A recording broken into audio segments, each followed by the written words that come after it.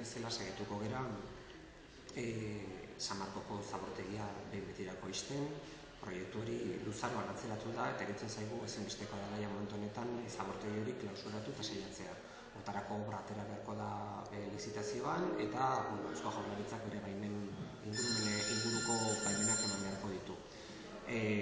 Beste batetik iruditzen zaigu ezinbestekoa dela akordioetara iristea, jakin badakigu ezker abertzaleak gobernatzen dituen udalerrietan atezateko martxan dagoela eta segurazki horren kontra ez dago ezer egiterik, izan ere guk ez gara inposaketaren aldekoak eta inposaketarik ez da egongo, ez eta